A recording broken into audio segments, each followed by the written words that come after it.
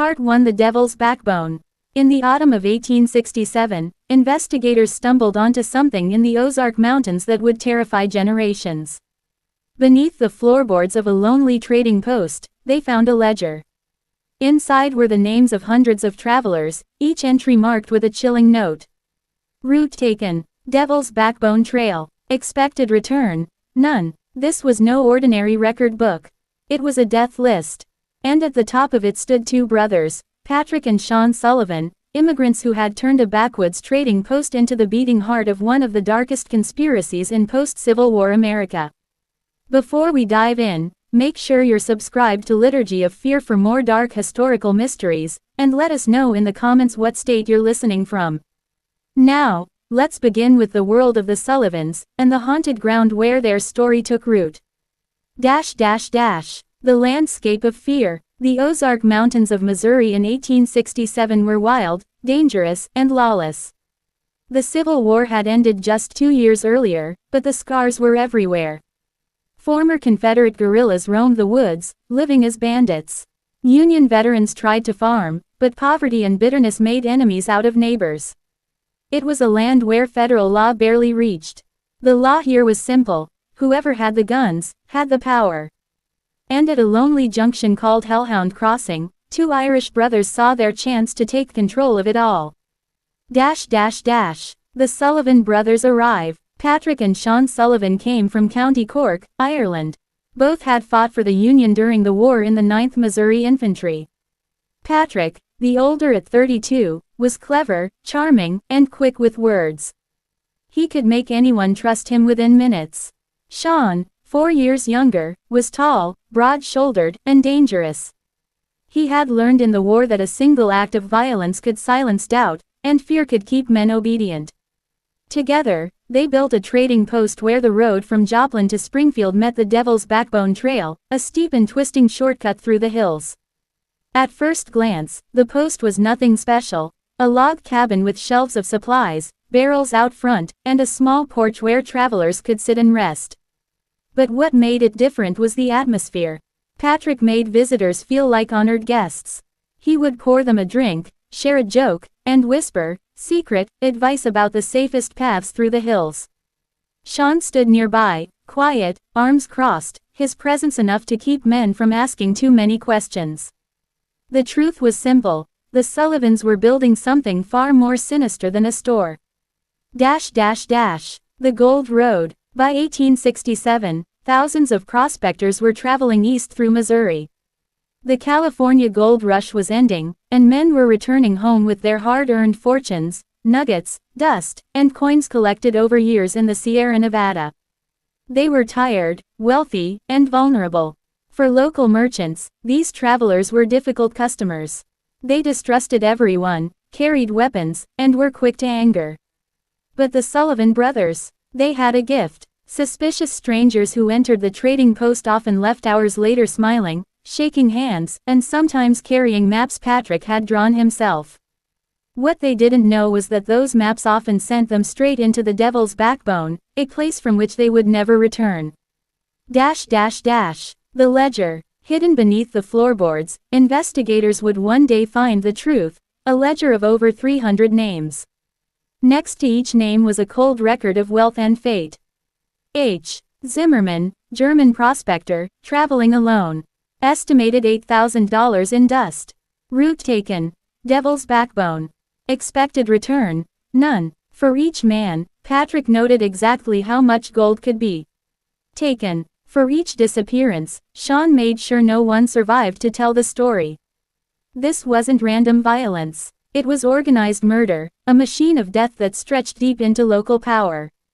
Because the Sullivan brothers had help: sheriffs, judges, and businessmen who all took a share. The first suspicion. The first crack in their perfect plan came in October 1864, when a farmer's wife, Martha Hensley, visited the trading post with a basket of eggs. It was evening, and the autumn air carried the smell of wood smoke. As Martha approached the back door, she heard voices inside. She paused, listening through the thin walls. A stranger's voice said, "The German fellow, Klaus, left 3 days ago with enough gold to buy half of Springfield." Took the devil's backbone, just like you suggested. Should have reached the road by now. No one's seen him. Then Patrick's smooth Irish voice replied. Well now, that trail is treacherous. Wild country. Anything could happen to a man out there. Animals, bandits, accidents. Who's to say? The stranger pressed, but it's too convenient. Every time you send someone that way. Before he could finish, Sean's deep voice cut through the air, cold and threatening. You questioning our judgment? Maybe you'd like to take your concerns to Sheriff Dalton. I'm sure he'd be very interested in hearing about your doubts. The room went silent. Martha froze, clutching her basket. She understood at once, this was no ordinary store. Something evil lived inside those walls. And she wasn't the only one who would come to fear the Sullivans. Closing for Part 1. What investigators would later uncover at Sullivan's trading post was more than just murder. It was a conspiracy that ran deep into the very heart of Missouri power. But to understand how it all worked, we must go deeper, into the secret deals, the hidden graves, and the countless travelers who vanished without a trace. This was only the beginning. Stay tuned for Part 2 of The Devil's Backbone. And remember, subscribe to Liturgy of Fear for more dark history. Tell us in the comments what state you're listening from. We love hearing from our audience across America. Check mark. That's Part 1, about 1,000 words, written in simple, engaging YouTube narration style with a clear hook, atmosphere, and setup for the 10-part series. Part 2, Whispers in the Hills. Hook. By the winter of 1864, fear had begun to seep into the Ozark Hills. Travelers vanished along the Devil's Backbone Trail, one after another. At first, people blamed bandits, wild animals, or bad luck. But deep down, the communities between Joplin and Springfield began to whisper the same terrifying thought. Every road led back to the Sullivan brothers. And the truth of what was happening inside that quiet trading post would soon grow too dark to ignore. The night Martha heard the truth. The silence after Sean Sullivan's threat hung heavy, like a noose waiting to tighten. The stranger inside the post lowered his voice. No need for that. Just seems like a lot of bad luck on that trail lately. Patrick chuckled softly. Bad luck follows some men like a faithful dog. Now, about that payment we discussed. Outside in the shadows, Martha Hensley clutched her basket of eggs. She crept away without knocking, her heart pounding. Who could she tell? Sheriff Thomas Dalton, Patrick Sullivan's drinking companion. The Federal Marshals, who rarely rode these parts. No, Martha kept the secret. A decision she would regret all her life. Because within weeks, 3 more men vanished along the Devil's Backbone, and the whispers turned to panic. The pattern of disappearances. The story was always the same. A prospector would arrive at Sullivan's trading post, dusty, tired, and carrying gold from the California fields. Patrick welcomed him warmly, pouring drinks, offering maps, and sharing stories about safe routes. Sean stood by, quiet and imposing. The prospector would leave in good spirits, convinced he had been given privileged information. He would take the Devil's Backbone Trail. And then, he was never seen again. By December 1864, families waiting in Springfield and Joplin noticed how many letters stopped arriving, how many men never came home. The case of Klaus Steinbeck. One of them was Klaus Steinbeck, a German prospector traveling back east with his fortune. He was expected in Springfield by Christmas. His brother-in-law, Frederick Steinbeck, kept the date circled on his calendar. But Christmas came and went. Then New Year's. No Klaus. Frederick retraced his likely path. All trails pointed to Sullivan's trading post. The brothers remembered him, of course. Patrick painted the picture perfectly. Yes, a pleasant fellow. Spoke excellent English, determined to see his family in Springfield by December. We warned him about the dangers of the Devil's Backbone, but he wouldn't listen. Said the main road was too crowded with bandits. Sean nodded, grave as a church bell. Some men just won't take advice. Frederick left uneasy. Something about their performance felt too smooth. He returned 3 more times over the following weeks, asking questions, hoping for a slip. But the Sullivan brothers never wavered. Their story was always the same. Rumors and denials. By spring of 1865, the hills buzzed with rumors. Disappearances clustered around Hellhound Crossing, and folks couldn't ignore it anymore. Yet when they went to Sheriff Thomas Dalton, he dismissed their fears. This region's crawling with guerrillas, deserters, and outlaws. A man travels alone with gold, he's already gambling with his life. That was his public stance. Privately, Dalton was less certain, but not for the reasons people hoped. Sheriff Dalton's blind eye. Dalton trusted Patrick Sullivan. In fact, he relied on him. The Irishman seemed to know everything, where bandits planned ambushes, who was trading stolen goods, even which outlaws were passing through the county. More than once, Patrick's tips led Dalton to real arrests, and the Sullivan brothers had testified in court to put genuine criminals behind bars. They appeared as allies of law and order. So when Frederick Steinbeck accused them of foul play, Dalton slammed his fist on the desk. The Sullivans have done more for this county than any two men alive. They're honest businessmen, not killers. Stop harassing them or I'll charge you for slander. Frederick walked out of Dalton's office knowing the truth. The sheriff would never touch the Sullivans. A web of control. What Frederick didn't know was that the brothers' power stretched far beyond Dalton. Their influence crept into the courts, the churches, and the businesses of southwest Missouri. Patrick's real genius wasn't just charm, it was information. Every traveler who stopped at the post gave away pieces of their story, where they came from, where they were going, how much wealth they carried, whether they traveled alone. Patrick wrote it all down. Not in the official ledgers, but in notebooks hidden under a false floor in the back room. These books were more than records. They were profiles, almost scientific studies of human prey. Men traveling alone, heavy purses, families too far away to notice a disappearance right away. And once Patrick identified the perfect victim, the machine went to work. The murder machine. The Sullivan brothers rarely swung the axe themselves. Instead, they controlled a network. Bandits who lay in wait along the devil's backbone. Merchants who laundered the stolen gold. Officials who turned investigations the wrong way.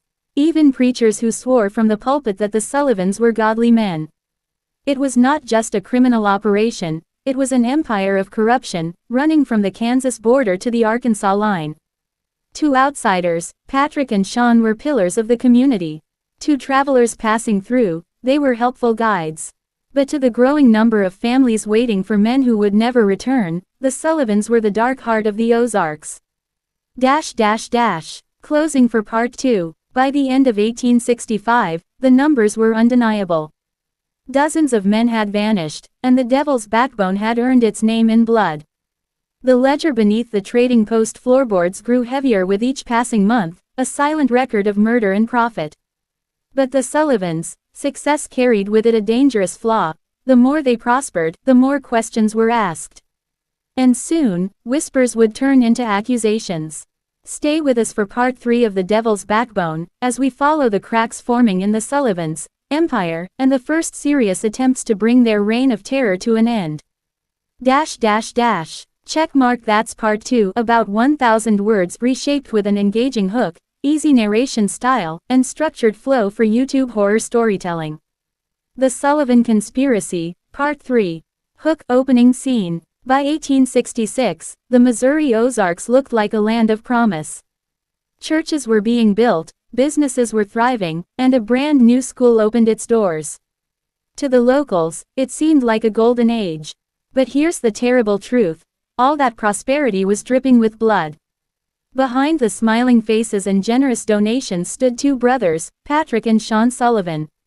To the world, they were upstanding community leaders.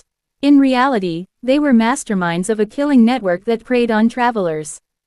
And the person who would finally begin to unravel their dark empire wasn't a sheriff or a marshal, it was a grieving mother who refused to give up. This is Part 3 of the Sullivan horror story. The blood money boom. By the spring of 1866, the Sullivan brothers' operation was unstoppable.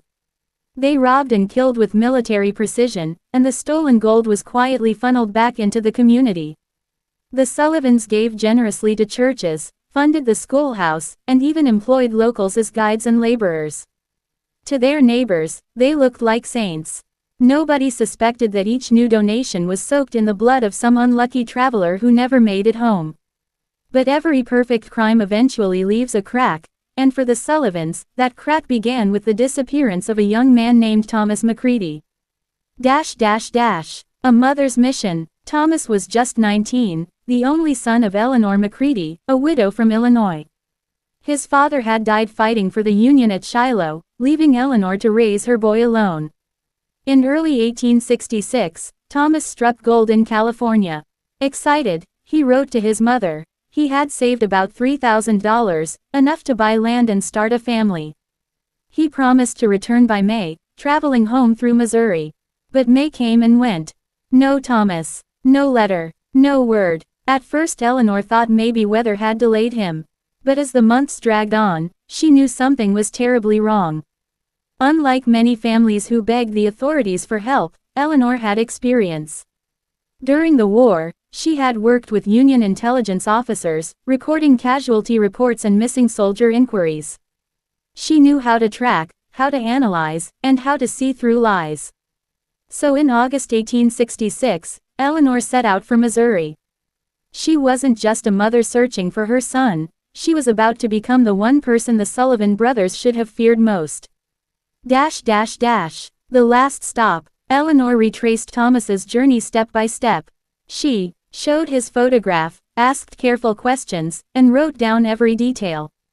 Slowly, a pattern emerged. Everyone remembered Thomas. Polite, well-spoken, excited to get home. And every road led to the same place, the Sullivan Trading Post. On April 15, Thomas had bought supplies there. After that, he vanished. When Eleanor arrived at the post in September, the brothers were ready. Patrick Sullivan greeted her warmly, full of sympathy. He even produced detailed records of her son's visit, what he bought, what road he planned to take, and the exact date. Sean handed her a map, marked with the safe route they said they had recommended. Patrick even added, with a heavy Irish accent, "Your son reminded me of my own brother. Such a fine young man.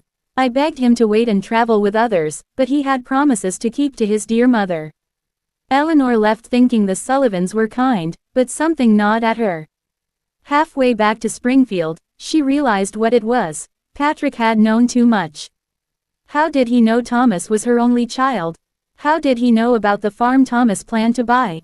How did he know the exact amount of gold, $3,000, her son carried? She had never told anyone that. The Sullivans knew because they had taken it from him. That night in her Springfield boarding room, Eleanor made her decision. She would not return home. She would stay and expose the truth, even if it killed her. The one-woman investigation. Eleanor rented a small house on the edge of Springfield. She turned it into her own private war office. Maps, notes, witness statements, all carefully recorded. Because she was a woman, locals didn't see her as threatening. They spoke more freely, and she learned things no sheriff ever had. By December 1866, Eleanor had linked 47 disappearances to the Sullivans. But her most shocking discovery came not from records, but from another Irish immigrant. The seamstress's secret. At a church social in January 1867, Eleanor met Mary Catherine O'Brien, a seamstress from Joplin. When the Sullivans' names came up, Mary Catherine went pale. "Those men," she whispered. "They're not who they say they are."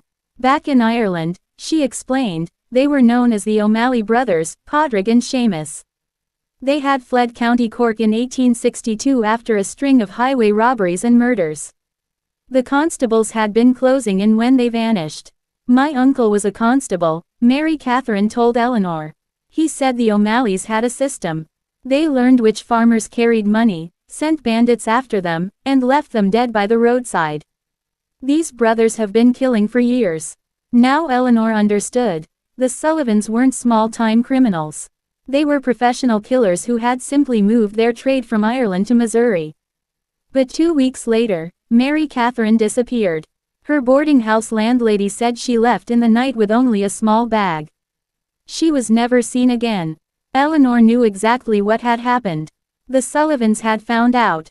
And now they knew about her, too. Following the money. Instead of running, Eleanor went deeper. She realized the key wasn't just the murders, it was the money. Stolen gold had to be converted into currency.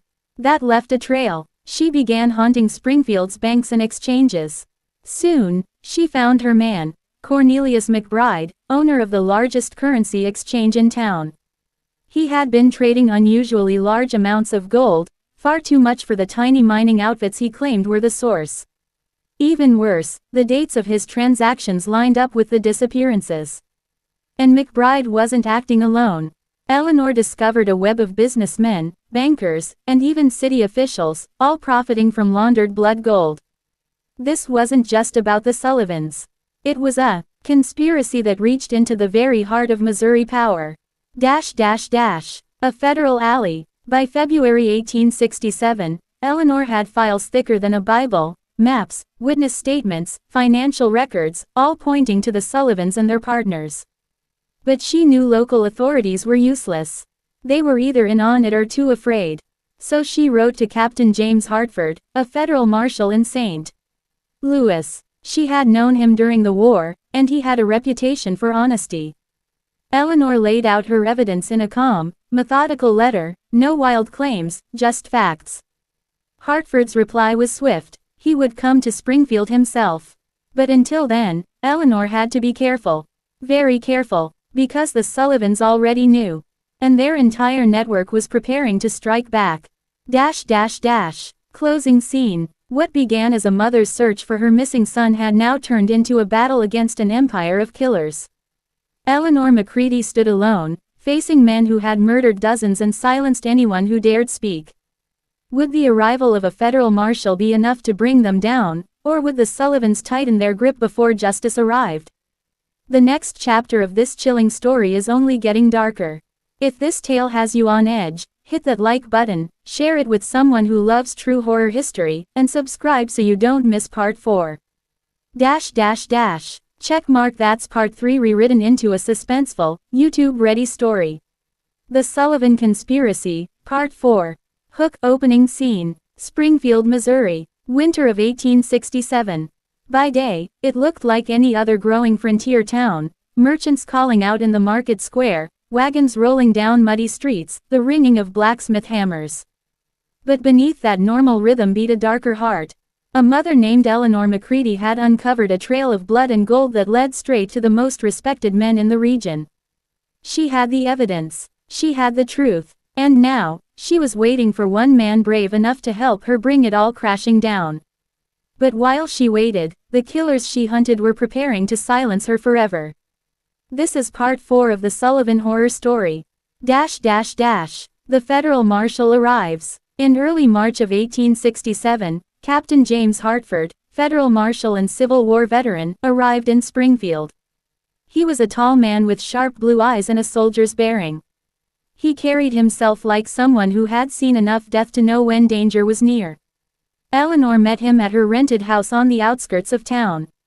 She spread her files across the table, maps dotted with red ink where travelers had vanished, testimonies from locals, and most damning of all, records of stolen gold being laundered through Springfield banks.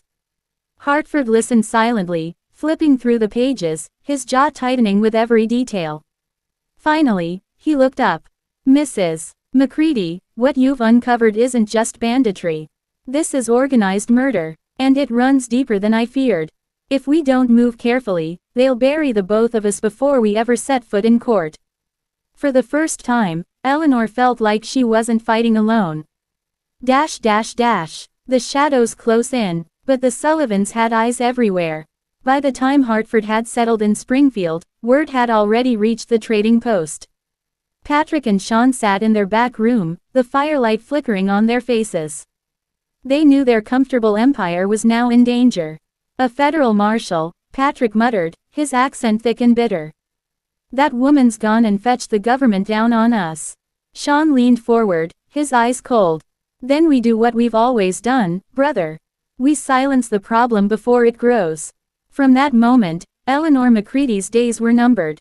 The trap in Springfield. Hartford knew that to take down the Sullivan network, he needed undeniable evidence. A single confession, a survivor, or a financial link that could not be explained away. So he devised a plan.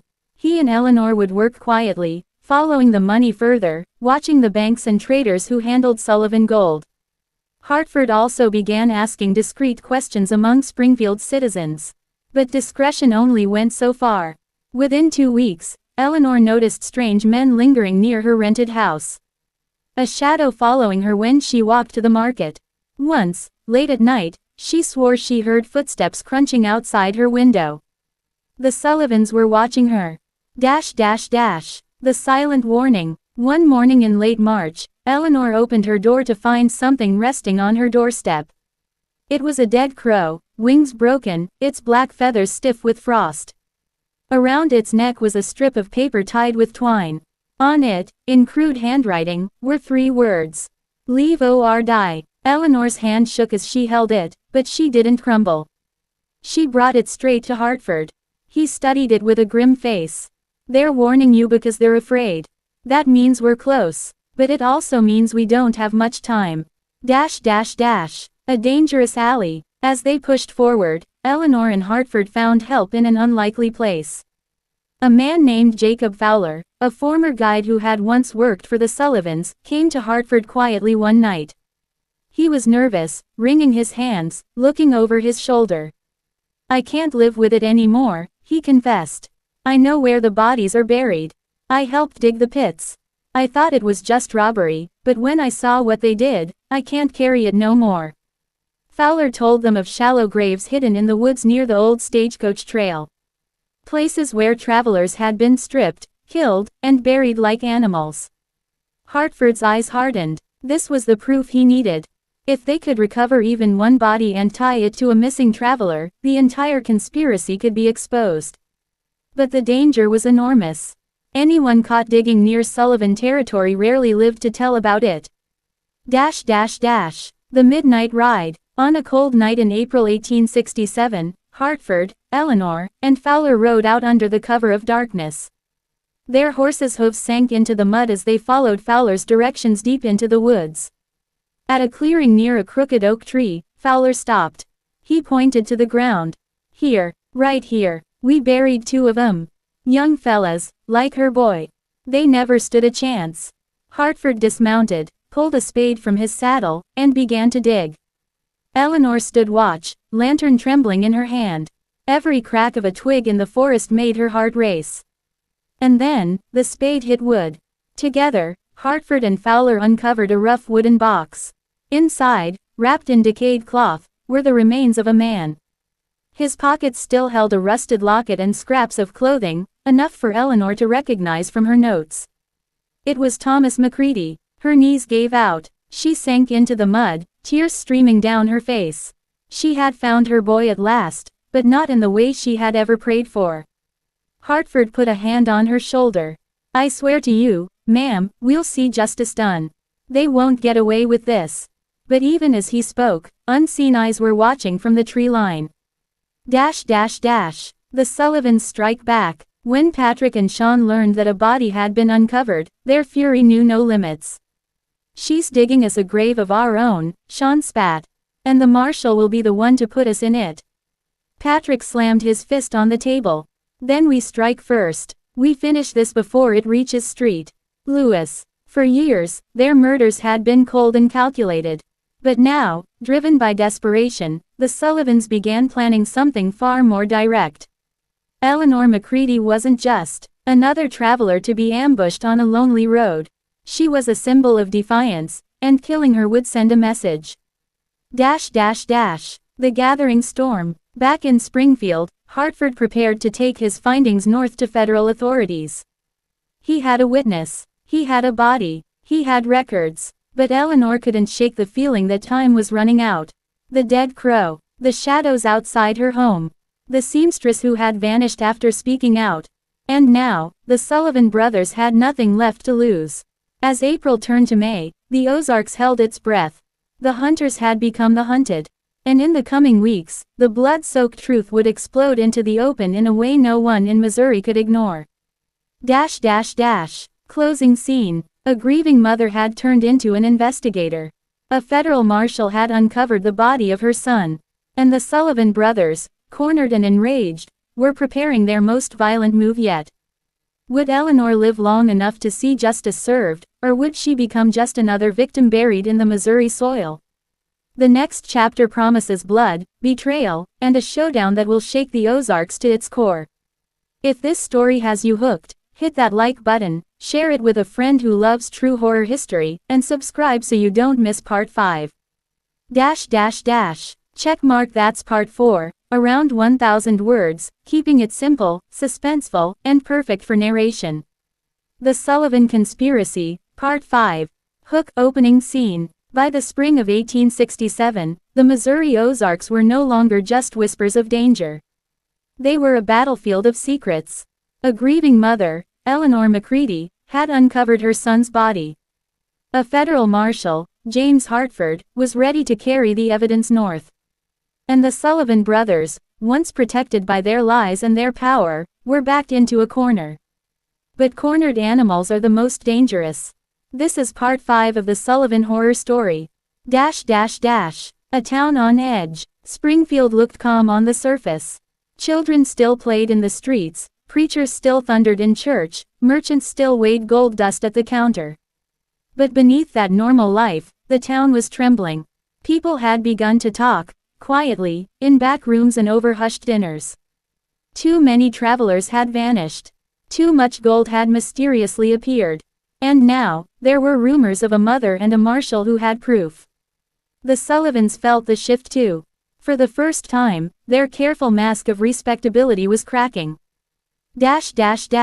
A meeting in the shadows. One evening in late May, Patrick and Sean Sullivan met with Cornelius McBride, the banker who laundered much of their stolen gold.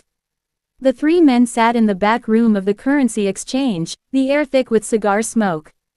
If Hartford reaches Street Lewis with what he's carrying, it's over, McBride warned, his voice low. Your network, my business, all of it. We'll be finished. Sean's eyes burned with anger. Then Hartford won't reach Street Lewis. Neither will the widow. Patrick leaned forward, his tone sharp. This isn't like ambushing a prospector on the devil's backbone. Kill a federal marshal and you'll bring the whole government down on us. McBride nodded. Exactly. You need a quieter way. Something that looks like an accident. Or a robbery gone wrong. The three men began plotting. Their solution was brutal but simple. Make Eleanor McReady disappear, just like the dozens before her. And if Hartford got in the way, so be it. The marshal's plan. Meanwhile, Hartford was preparing to take his case north. He had gathered sworn testimony from Jacob Fowler, the former guide.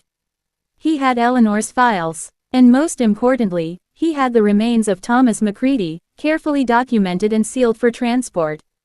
Hartford planned to leave within a week. But before he left, he wanted to strike one more blow, gathering evidence that proved the stolen gold was being funneled through Springfield's banks. If we can show the money trail, he told Eleanor, they won't just hang the killers. They'll expose every man who profited from this blood money. No one will be untouchable. Eleanor agreed, though her instincts screamed that time was running short. The attempted ambush. On June 2, Hartford and Eleanor rode out to meet Fowler again, hoping to uncover more graves that could be tied to missing travelers. The woods were quiet, too quiet. Even the birds seemed to hold their breath. As they reached a narrow ravine, shots rang out. Bullets tore through the trees, splintering bark inches from their heads. Horses screamed and reared. Hartford pulled Eleanor down behind a boulder, drawing his revolver in one smooth motion. Three riders burst from the treeline, bandanas over their faces. Their guns flashed in the fading light. Hartford returned fire, his shots echoing through the valley. One rider toppled from his horse. The others fled into the forest, leaving their companion bleeding in the dirt. When Hartford pulled the bandana from the man's face, Eleanor gasped. It was one of Sheriff Dalton's deputies. The attack hadn't been random.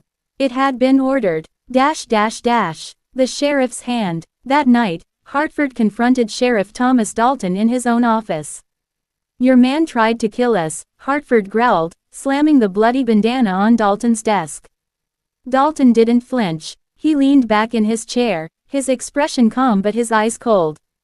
"You're stirring up trouble, Marshal," Dalton said slowly. "Folks here don't take kindly to outsiders digging in our business. Maybe it's best you take your widow and your stories back to Illinois before you get hurt." Hartford's fists clenched. "You protect them because you're in on it. But I swear, Dalton, I'll drag you down with them." Dalton's only answer was silence. Dash dash dash. The widow's resolve. That night, Eleanor sat by the window of her rented home, watching the moonlight spill across the fields. She thought of her son Thomas, his smile, his letters, his promise to return home. She thought of Mary Catherine O'Brien, the seamstress who had vanished after telling the truth. And she thought of the crow left on her doorstep. Fear clawed at her chest, but beneath it burned something stronger. "They can threaten me, they can follow me, but I will not stop," she whispered to herself. "Not until their names are known.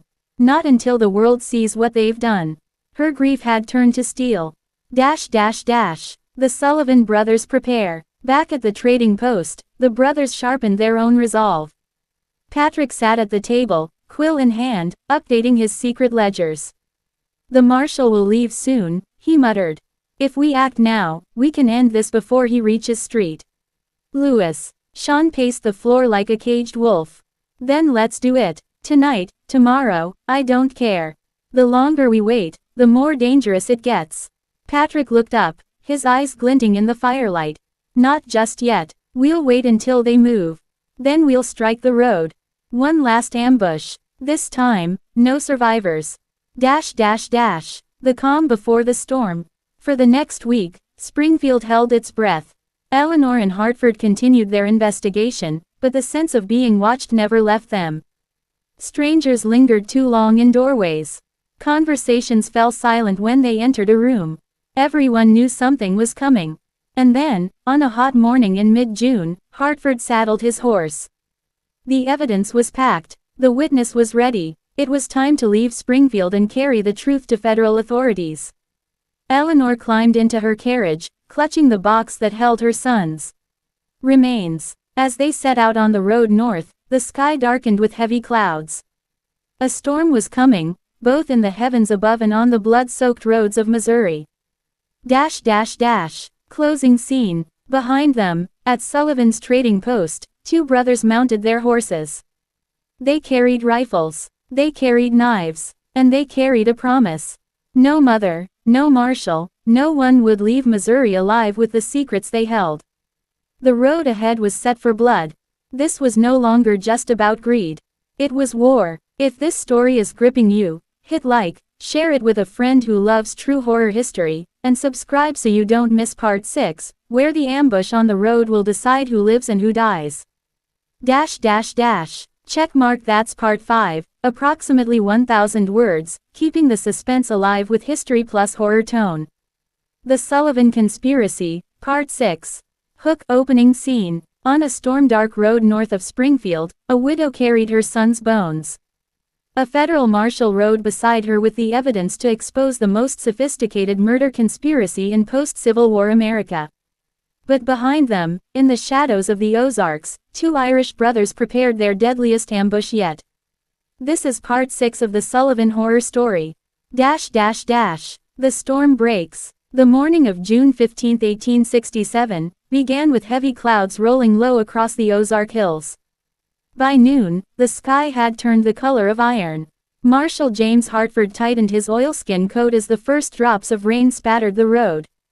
Beside him, Eleanor McReady sat in her carriage, her face pale but resolute.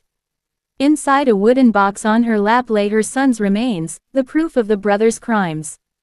The road to St. Louis stretched long and dangerous ahead. Hartford knew they wouldn't make it without trouble. And he was right. Dash dash dash. The riders in the woods. Somewhere behind them, Patrick and Sean Sullivan rode silently through the trees, their horses' hooves muffled in the wet earth. Sean gripped his rifle. "We should do it now, brother. Before they get too far." Patrick shook his head. His voice was calm, but his eyes were hard. Patience. Wait until the storm covers the sound of the shots. No one will hear. No one will ask questions. They had chosen their ground well. A narrow pass cut between two limestone cliffs, where the Devil's Backbone Trail met the main road. Once Eleanor and Hartford entered the pass, there would be no escape. The widow's fear. As they rode, Eleanor felt the weight of unseen eyes. She clutched the box tighter, whispering a prayer under her breath. "Marshal," she said softly, "they're coming. I can feel it." Hartford glanced at her, then at the dark woods. He had felt it too, that prickling sense on the back of the neck that soldiers knew meant danger. He pulled his revolver from its holster, resting it across his saddle. "If they want us, Mrs. McReady, they'll have to earn it." The ambush. The first shot came like thunder, echoing off the stone cliffs. Eleanor screamed as the bullet tore through the canopy, splintering wood above the carriage. Hartford spurred his horse, riding hard to the side of the road. Another shot cracked, grazing his sleeve. From the cliffs, the Sullivan brothers opened fire. Rain poured down, turning the dirt road into mud. The air filled with smoke, rain, and the metallic smell of gunpowder. Hartford fired back, his revolver booming. Sean ducked, cursing, as a bullet chipped stone inches from his face. Eleanor scrambled low in the carriage, clutching her box of evidence like a lifeline. The pass had become a killing ground. Steel against stone. Sean leapt from his horse, charging down the rocky slope with a knife gleaming in his hand. His massive frame moved like a bull through the rain. Hartford met him at the bottom, revolver raised, but the weapon clicked empty. Sean's grin was feral. "Now it ends, Marshal." The two men collided in the mud, grappling like beasts. Hartford's fist cracked against Sean's jaw. Sean's knife slashed, tearing Hartford's coat but missing flesh. The storm roared overhead as the lawman and the killer fought for their lives. Patrick's move. While his brother fought, Patrick took aim at the carriage. Through the sheets of rain, he saw Eleanor clutching the box. He knew what it contained, the one thing that could destroy everything.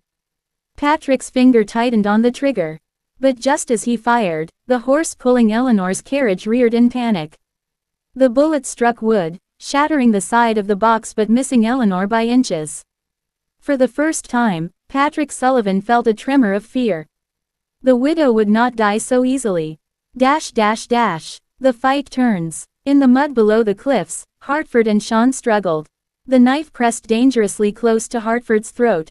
With a desperate surge, Hartford drove his knee into Sean's stomach, forcing him back. The marshal's hand closed around a rock. He swung it hard. The crack echoed louder than the thunder. Sean collapsed, blood pouring from his temple, the knife slipping from his hand. Hartford staggered to his feet, chest heaving, rain washing blood from his knuckles. But before he could finish the fight, Patrick fired again. The bullet struck Hartford in the shoulder, spinning him backward. The marshal hit the ground with a cry. The widow's stand. Eleanor saw Hartford fall. She saw Sean stirring in the mud. She saw Patrick reloading, his eyes fixed on her. Fear surged through her veins, but so did rage. Gripping the broken box, she pulled free a heavy iron hinge. With trembling hands, she raised it like a weapon. "You'll not take him from me again," she shouted into the storm. "Not my son, not his justice." Patrick froze for a heartbeat, startled by the fire in her eyes. That heartbeat saved her life. The sound of horns. From the distance came a sound, faint at first, then rising clear through the storm. The blast of a horn. The pounding of hooves. A patrol of Union veterans, returning from Springfield, had been caught in the storm. Drawn by the gunfire, they now rode hard toward the pass. Patrick cursed. Sean groaned on the ground.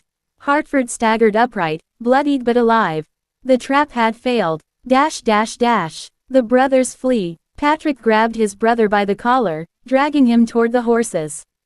"Not today, Sean. We'll finish it another time." Rain hammered down as the Sullivan brothers mounted and vanished into the woods, swallowed by storm and shadow. Behind them, Hartford collapsed into the arms of the arriving patrol. Eleanor fell to her knees in the mud, clutching what remained of her son's box. They had survived, but the war with the Sullivans was far from over. Closing scene. As the storm rolled across the Ozarks, two truths became clear. The Sullivan brothers would not stop until Eleanor and Hartford were dead. And now, for the first time, the law had witnessed their violence. The net was tightening, but the brothers still had friends in high places, and they would not go down quietly. The bloodiest chapter was yet to come. If this story is pulling you deeper into the darkness, hit like, share this with a friend who loves real American horror, and subscribe so you don't miss part 7, where the conspiracy spreads into St. Louis, and the hunters become the hunted. Checkmark. That's part 6, approximately 1,000 words, with history plus horror tone, building suspense for part 7. Do you want me to also draft a full 10-part outline now so you'll know exactly where each chapter leads before we continue? The Sullivan Conspiracy, Part 7. Hook. Opening scene. In the summer of 1867, whispers of murder and missing men reached the city of St. Louis. Gold, greed, and blood from the Ozarks were spilling into Missouri's biggest city. The Sullivan brothers had escaped the storm, but they were far from beaten. They were already building something bigger, something that would make their trading post just one piece of a monstrous empire. This is part 7 of the Sullivan horror story. Whispers in the city. St. Louis was loud with wagons, steam whistles, and the cries of men loading cargo along the Mississippi River. Yet beneath the noise, fear was spreading. Travelers arriving from the Southwest carried grim stories. Families waiting for husbands and sons who never returned. Miners vanishing with their gold. Strange maps and false directions given by helpful traders. Eleanor McReady, still weak from the ambush, traveled with Marshal Hartford to St. Louis. She believed the city was the only place safe enough to store her evidence. But the moment they arrived, she realized the brothers had influence here too. A judge in their pocket. Hartford met with Judge Horace Leland, a tall man with sharp eyes and a polished cane. Leland listened as Eleanor explained her son's death, the bones, and the Sullivan brothers' ambush. When she finished, Leland only sighed. "Mrs. McReady," he said gently, "what you've endured is tragic. But suspicion is not proof. The Sullivan brothers are respected businessmen. They've helped our lawmen, donated to churches, and even funded a school. Unless you have living witnesses or undeniable evidence, I can't authorize an arrest." Eleanor's hands trembled with rage. "Judge, my son's remains are undeniable evidence." But Hartford saw something Eleanor missed. The faint curl of a smile at the judge's lips, the way his fingers tapped his polished cane. The Sullivan brothers had already bought St. Louis justice. Patrick's new web. While Hartford and Eleanor fought for the law, Patrick and Sean were already here. Their trading post back in the Ozarks had served as a trap, but in St. Louis they aimed higher. Patrick knew this city held merchants, bankers, and river captains who cared more for gold than conscience. The brothers struck deals in smoky taverns and back rooms. They funneled stolen gold through warehouses, traded with crooked bankers, and bribed officials who asked too many questions. Soon, stolen coins from dead miners in the Ozarks were reappearing in St. Louis banks as legitimate deposits. It wasn't just murder anymore. It was organized crime. The widow's warning. Eleanor stayed at a small boarding house near the river. At night, she could hear the whistle of steamboats and the laughter of drunks outside. But she also began to notice shadows that lingered too long. One evening, she caught sight of a man standing across the street, watching her window. The next night, the same man was there again. Fear coiled in her stomach. She knew the brothers were close. She knew they wanted her silenced. Hartford wanted to move her evidence into federal custody immediately, but delays piled up, missing paperwork, unhelpful clerks, officials, too busy to meet. Eleanor knew those delays were not accidents. The brothers' reach was long. Sean's rage. While Patrick charmed bankers and judges, Sean grew restless. His head still ached from the Marshals' rock, and humiliation burned in his chest. "Let me kill her," Sean snarled one night in their rented apartment. The widow, the marshal, both of them, no more games. Patrick shook his head. Not yet. If we strike too soon, the law will turn against us. No, brother. We use Street Lewis first. We build power here. When the time is right, they will disappear like all the others. Sean slammed his fist into the wall, cracking plaster. He wanted blood, not patience. But he trusted Patrick's cold brilliance.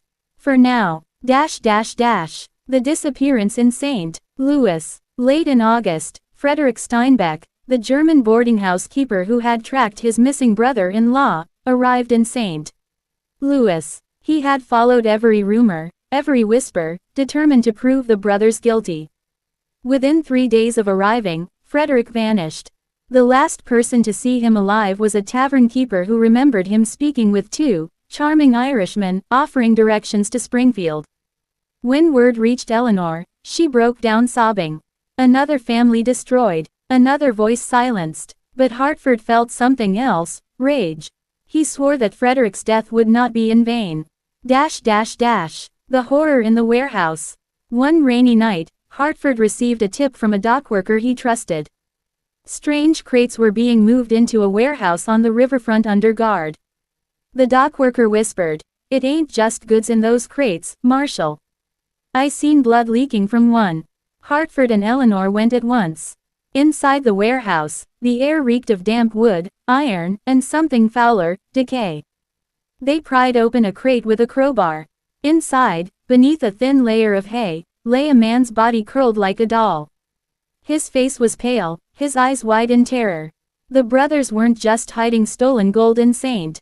Louis. They were moving bodies. Caught in the dark, Eleanor gasped. Hartford's hand went to his revolver. From the shadows at the far end of the warehouse, slow applause echoed. Patrick Sullivan stepped into the lantern light, his hat tipped low, his smile cold. "Well, Marshal," he drawled, "you've seen too much. Seems Street Lewis won't be your salvation after all." Behind him, Sean emerged, knife gleaming. Hartford pulled Eleanor behind him, revolver raised.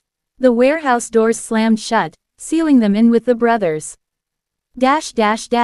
Closing scene. The lantern light flickered, casting long shadows across crates that might have held gold, or corpses. Patrick and Sean moved closer, step by step, like wolves in the dark. Hartford cocked his revolver. Eleanor clutched her son's broken box.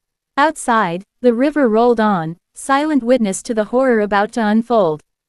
The trap was closing, and this time, there would be no storm, no patrol, no rescue. Only blood. If you're hooked, hit like, share this tale with a friend who loves true American horror, and subscribe, because in Part 8, the fight in the warehouse explodes into violence, and the Sullivan brothers show just how far into darkness their empire has reached. Checkmark. That's Part 7, approximately 1,000 words, suspenseful, historic, and horror-driven. The Sullivan Conspiracy, Part 8. Hook. Opening scene. The warehouse was silent, except for the sound of rain tapping against the roof and the slow breathing of killers. Patrick Sullivan and his brother Sean had Eleanor and Marshal Hartford trapped. Behind them, crates full of stolen gold, and corpses. Ahead of them, 2 Irish wolves closing in for the kill. This is Part 8 of the Sullivan horror story. The standoff. Hartford stood firm, revolver raised. Eleanor clutched her son's little wooden box against her chest. Patrick's smile never wavered. "You've made a grave mistake, Marshal," Patrick said. "This city belongs to us now. The law can't help you here." Sean gripped his knife so tightly that his knuckles turned white. He stepped forward, eyes blazing. "Let's spill their guts, brother." Hartford's voice cut through the darkness. "One more step, Sean, and you'll be the first corpse I put in a crate tonight." The tension snapped like a drawn bowstring. Sean lunged. The fight in the shadows. Hartford fired. Once, the shot cracked loud in the cavernous warehouse. Sean staggered back, blood running from his shoulder. But Patrick moved like lightning, knocking the lantern from its hook. It smashed against the floor, and the warehouse plunged into darkness. Only the rain outside and Eleanor's quick breathing filled the air. Then came the sound, boots scraping against the floor, circling them. Predators hunting in the dark. Hartford struck a match, lighting another lantern, but for a split second he saw them. Sean crouched low, blood dripping, knife glinting, and Patrick's cold eyes fixed on him. Dash dash dash. Blood on the floorboards. The lantern cast sickly shadows across the wooden crates. Sean charged again. Hartford swung his revolver like a club, striking Sean's jaw with a sickening crack. Eleanor screamed as Patrick lunged for her. His hand clamped around her wrist, iron strong, yanking her close. She smelled whiskey and death on his breath. "Your boy begged too." Before the end, Patrick hissed. Something inside Eleanor snapped. She drove her fingernails into Patrick's face, clawing until blood streaked down his cheek. Patrick howled, flinging her back against a crate. The impact shattered wood. A pale hand slid out from inside the broken boards. A dead man's hand. Dash dash dash. The warehouse of the dead. The crate burst open, spilling hay, coins, and a half-rotted body onto the floor. Eleanor gagged at the sight, the stench filling the air. The warehouse wasn't just for stolen goods, it was a mausoleum. Crates upon crates of bodies, hidden beneath false tops of grain and supplies. Dozens, maybe hundreds of missing men were here, their silent corpses traveling the river under the brothers' control. Eleanor realized this wasn't just about her son anymore. This was a factory of death. Dash dash dash. The fire begins. Sean, bloodied and furious, kicked over another lantern. Oil splattered, flames licking across the wooden floor. The warehouse began to burn. Patrick laughed, wild and cruel. "Better to turn this place to ash than let you carry tales, widow." Hartford pulled Eleanor toward the doors, but Sean barred the way, knife raised, eyes glinting in the growing firelight. "None of you leave here alive," he snarled. Dash dash dash. A widow's courage. Hartford aimed again, but the revolver clicked empty. He had only fired once. Patrick must have jammed the cylinder earlier. Sean lunged at Eleanor. She swung the wooden box in both hands, smashing it into Sean's face. The impact shattered the box and sent gold dust flying into the flames. Sean reeled back, screaming, blinded by the burning powder. Eleanor stumbled, tears in her eyes as the remains of her son's keepsake scattered across the floor. Hartford grabbed a broken board, swinging it like a club, driving Sean back. But the fire was spreading fast. Crates popped and cracked as flames devoured the bodies inside. The warehouse was turning into a funeral pyre. Dash dash dash. Patrick's oath. Through the smoke, Patrick stood tall, blood dripping from the scratches Eleanor had given him. His eyes burned with fury, but also something colder, resolve. "You think this ends tonight?" He roared over the crackling flames. "We are not thieves. We are not killers. We are destiny. We are the empire this land deserves. And you," he pointed at Eleanor, "you will be remembered as nothing but ash." Hartford lunged, but Patrick slipped back into the smoke, vanishing like a ghost. Dash dash dash. Escape through fire. The roof groaned above them as flames licked higher. Eleanor coughed, choking on smoke. Hartford dragged her toward a side door, shoving with all his strength until the lock splintered. They stumbled into the rain-soaked night just as the warehouse roof collapsed in a roar of fire. From across the street, figures gathered, dockworkers, beggars, and merchants, watching the inferno consume the riverfront warehouse. But through the blaze, Hartford spotted two dark shapes slipping away down an alley. The Sullivan brothers had escaped again. Dash dash dash. The horror spreads. As dawn broke, the ruins still smoldered, sending black smoke across the Mississippi. Eleanor stood staring at the ashes. The bodies of the innocent were gone, destroyed in fire. Hartford clenched his fists. They burned the evidence. They burned everything. But Eleanor shook her head. "Not everything. I still remember. I will not stop until their empire burns the way that warehouse did." Hartford put a hand on her shoulder. "Then we hunt them. But not just in the Ozarks. Not just in Missouri. This has spread too far. We follow the money, Eleanor. All the way to the men in suits who protect them." And for the first time, Eleanor realized the true scope of the horror. The Sullivan brothers weren't just killers hiding in the woods. They were part of a machine, a conspiracy of power that reached across states and cities. The fight had only just begun. Closing scene. The ruins of the warehouse smoked behind them. Patrick and Sean vanished into the shadows of St. Louis, already planning their next move. Eleanor swore she would not rest. Hartford swore he would not stop. But the brothers had an empire now. And every time the law tried to close in, more blood would be spilled. The Sullivans were no longer just hunters of travelers. They were builders of an American nightmare. If this tale of fire and blood kept you on edge, hit like, share it with someone who loves dark mysteries, and subscribe. In Part 9, the brothers unleash terror beyond Missouri, and Eleanor faces a betrayal she never saw coming. Checkmark. That's Part 8, approximately 1,000 words, with fire, death, and the Sullivan brothers slipping deeper into horror and power. Do you want Part 9 to shift into a multi-state conspiracy, the empire expanding, or keep it tightly focused on Eleanor and Hartford's hunt? The Sullivan Conspiracy, Part 9. Hook. Opening scene. The fire should have ended it. The warehouse in St. Louis was gone, bodies turned to ash, evidence burned away. But fire doesn't kill shadows. Shadows spread. By the summer of 1867, the Sullivan brothers weren't hiding anymore. They were multiplying. This is Part 9 of the Sullivan horror story. The hunt expands. Eleanor McReady and Marshal James Hartford spent weeks chasing the brothers through Missouri. Every lead ended the same way, too late. A burned ledger in a boarding house. A murdered witness left on a dirt road.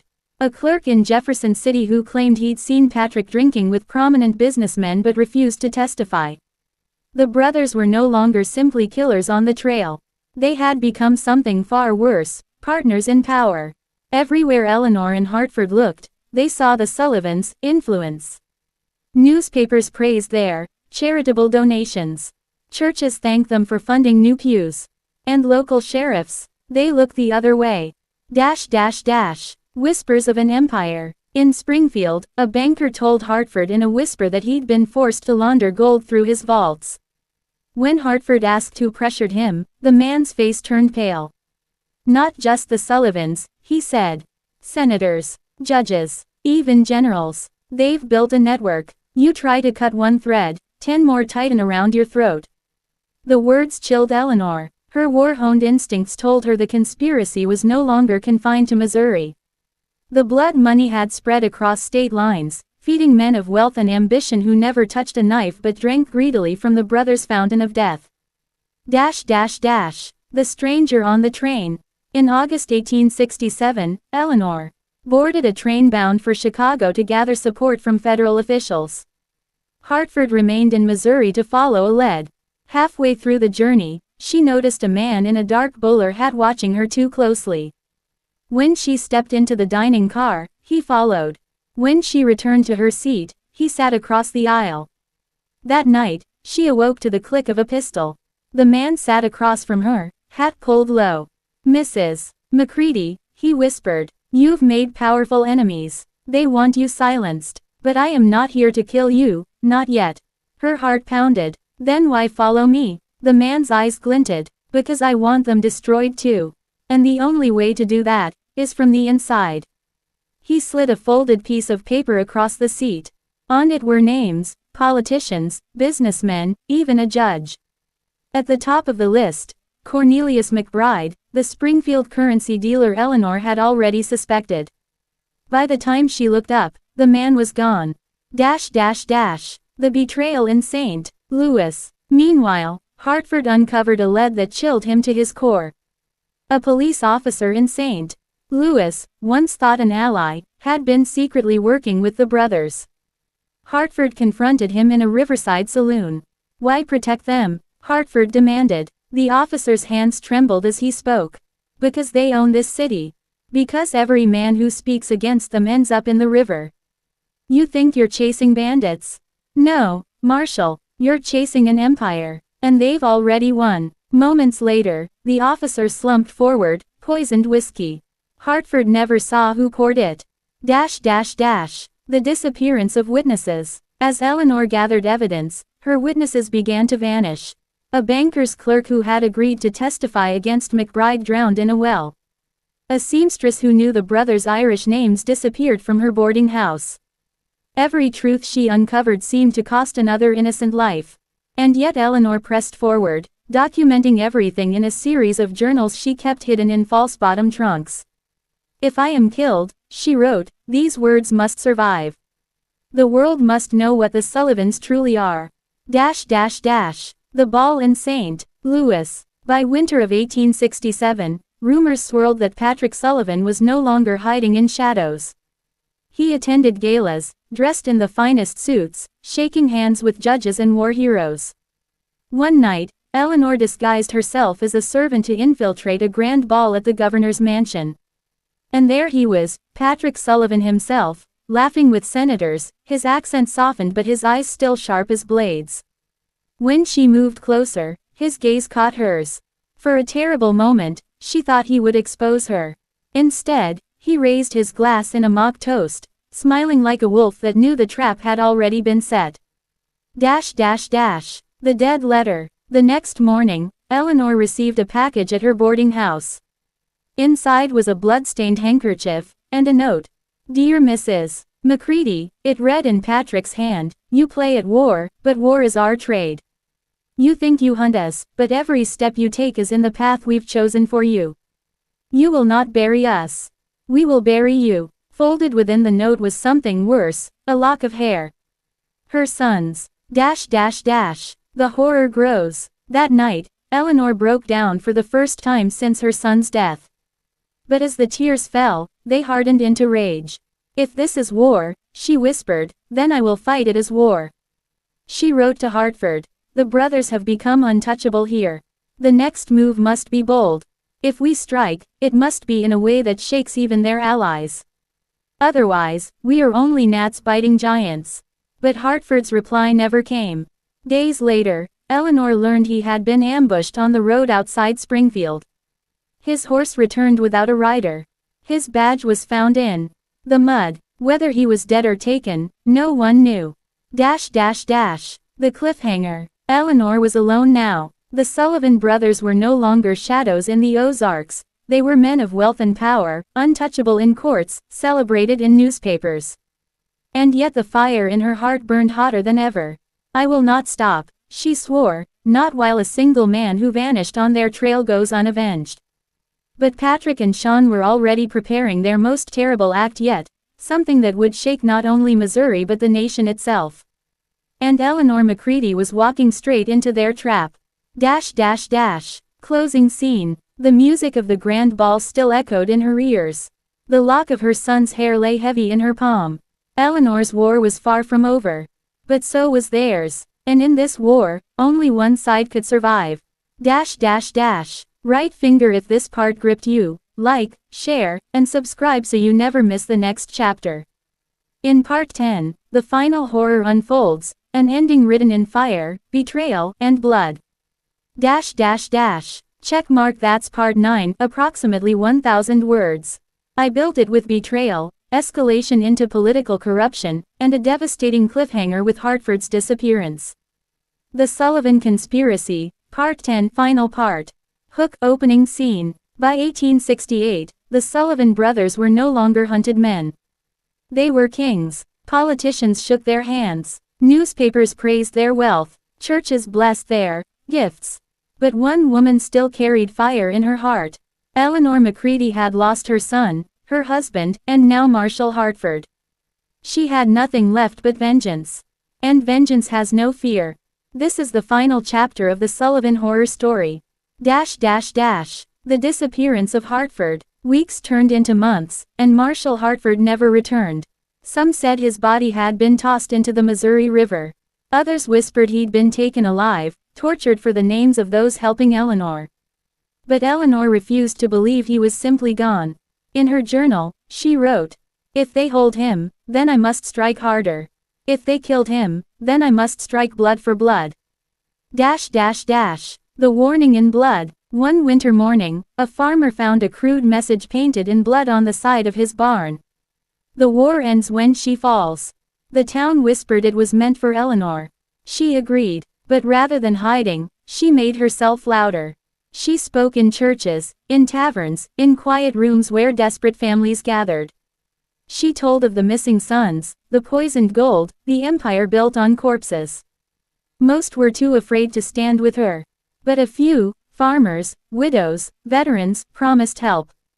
Not soldiers, not trained men, but people who had lost as much as she had. The gathering storm. By spring of 1868, Eleanor had pieced together the Sullivans' next move. Patrick was planning a grand celebration in St. Louis, a masquerade ball where businessmen, generals, and governors would gather. On the surface, it was a night of wealth and charity. But whispers said it would also be the moment Patrick revealed his bid for political office. If that happened, the brothers would no longer be criminals in shadows. They would be untouchable. Eleanor knew this was her only chance. The masquerade. On the night of the ball, Eleanor disguised herself in a black gown and mask. She slipped past guards and into the glittering hall. Music swelled, candles glowed, champagne flowed, and at the center of it all stood Patrick Sullivan, dressed in white, smiling like a crowned king. Sean lingered at his side, quieter but with eyes always watching.